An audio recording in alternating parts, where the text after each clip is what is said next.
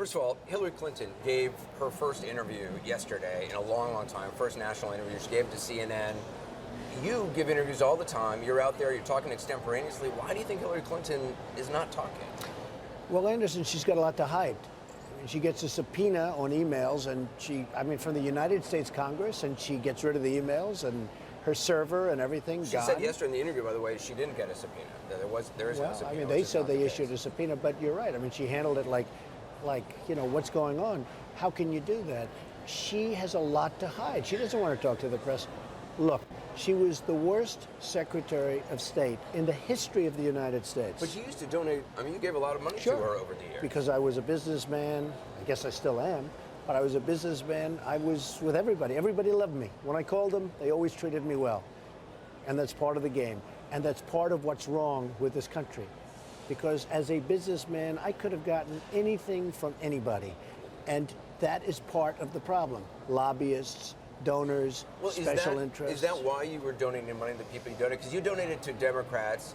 I think in 2006 you gave $20,000 to the Democratic Congressional Campaign Fund. You gave $1,000. Democrats and Republicans. You gave $1,000 to Republicans. Whatever. But I've given millions. I've given millions to everybody. So do you give, though, based on principles, or do you give based on who's going to do things for you politically? They all love me. Let's put it that way.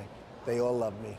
I did very nicely in life. And frankly, you give, and it's part of the problem. And I talk about it all the time. Part of the problem. So even though you're doing it, you say it's a problem. Well, I'm saying this. They won't necessarily do what's right for the country. They'll do what's right for their special interest, their donor, their lobbyist, etc.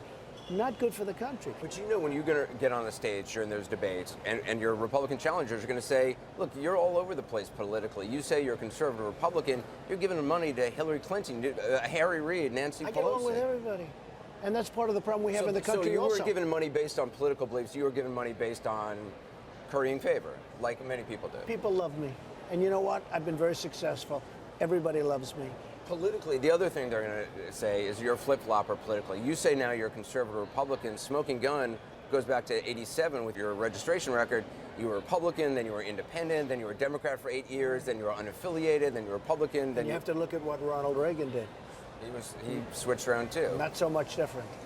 Well, to somebody who says, though, look, you're the guy who said you're the stand-up guy, you're a decision maker. You seem to kind of be indecisive politically. You do have to understand that I'm in New York City. It's virtually impossible in New York State. If you look, I think it's 3-1 Democrat to Republican. It's virtually impossible. So as a businessman in New York City, and now all over the world, but as a businessman in New York City, I have to get along with Democrats. If I don't get along with Democrats, I'm sort of like out of business. But were you a Democrat when you said you were a Democrat? I was a Democrat for a period of time early on, and then I was also an independent, and then I became a Republican. I got to ask you about a couple things in the news. Washington Post, as you know, say that some of the workers building this beautiful hotel that you're building down in Washington, D.C. are illegal. They've talked to 15 workers. They said a number of those 15 came here legally through asylum. They're now legal, but that a number of them did say they're illegal.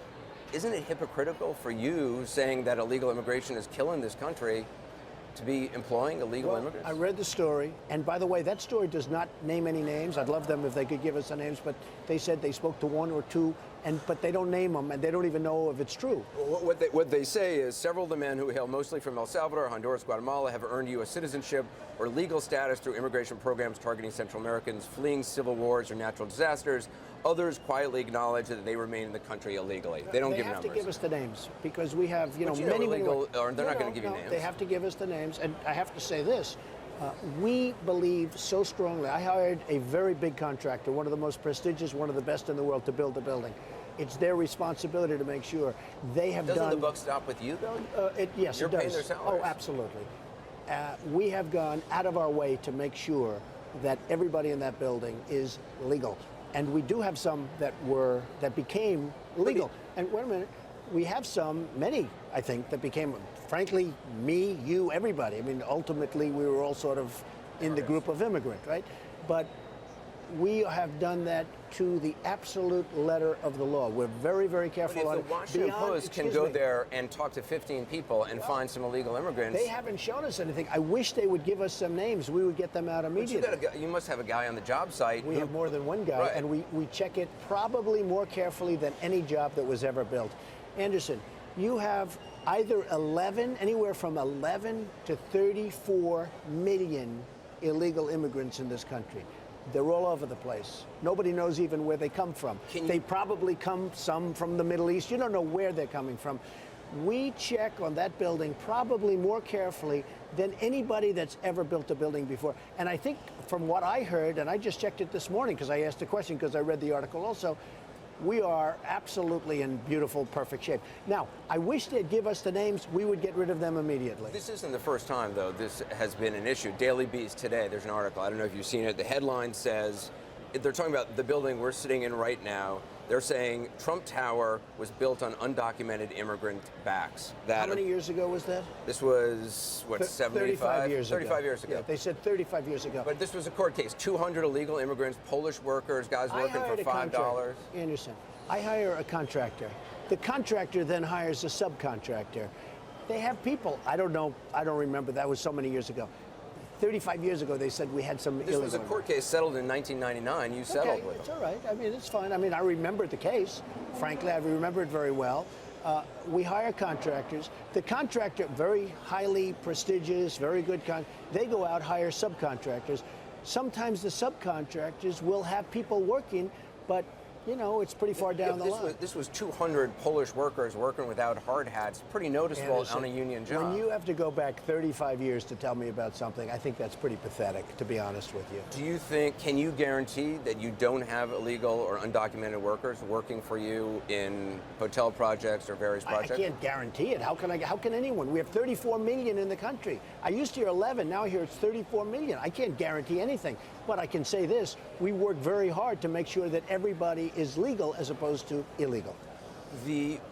There's, as you said, 11, who knows how many millions? 11 million, one figure, nobody knows. Right, nobody knows. By the way, most scary of all, our government doesn't know. They don't have an idea. They don't have a clue. What would you do with the ones already here? You've talked about building a great wall on the border, or at least parts of the border, about being tough. What would you do with the ones that are already here? I would do something very, very strong.